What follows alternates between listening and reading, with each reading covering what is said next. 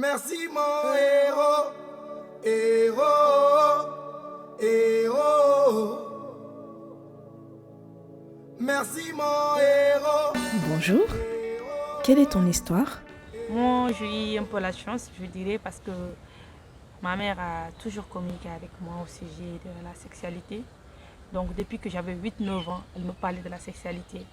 Mais le sujet dont elle se focalisait plus, c'était les règles. Voilà, quand tu auras 12-13 ans, tu verras tes règles.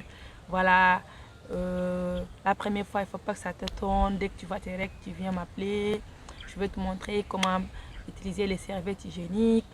Mais elle insiste aussi sur une chose, qu'une fois que tu vois tes règles, dès qu'un homme te touche, tu tombes enceinte. Voilà, c'est vrai que ce n'est pas très très détaillé à cette période, mais elle disait touche. Dès qu'un homme te touche, tu vas tomber enceinte. Donc à cette période, avant que je ne sois un peu plus mature, je ne comprenais pas en fait.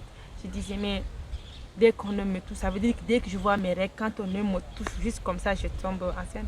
Voilà, ce qui veut dire que c'est vrai, l'information n'est pas complète et c'est important de détailler, de donner toutes les informations. Que s'est-il passé? J'ai vu mes règles tardivement. Ma tête sœur a vu ses règles avant moi. Donc, moi, je suis partie en vacances chez ma grand-mère. Et je me rappelle, j'avais presque 15 ans. J'avais 14 ans et demi presque. J'ai vu mes règles là-bas. Et je me suis débrouillée toute seule comme une grande fille. Qui est ton héros? Il y avait ma tante là-bas. Je l'ai appelée. Je lui ai dit que je pense que je viens de voir mes règles et tout. Donc, c'est elle qui m'a donné plutôt la serviette hygiénique. Elle me disait, est-ce que tu sais comment utiliser? J'ai dit oui, je me rappelle parce que quand ma tante se ravit, c'est vrai que ma mère me montrait devant moi. J'essayais comment utiliser. Après, elle me dit, appelle ta mère, il faut que tu appelles ta mère pour lui raconter ça. C'est intéressant en fait.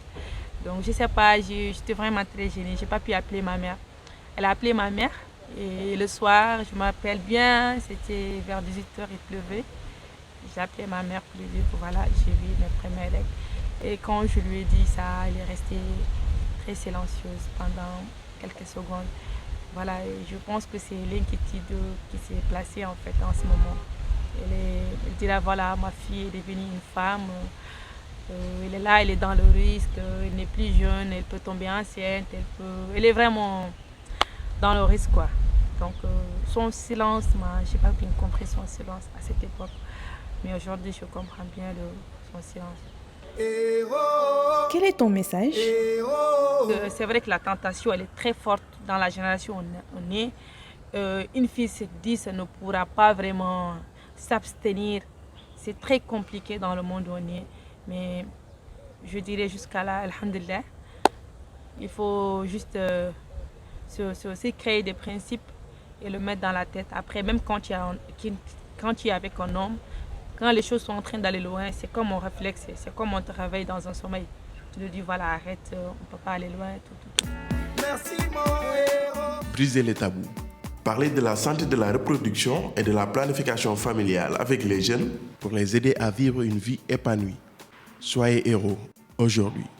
Comment te dire merci, toi, mon héros vivant?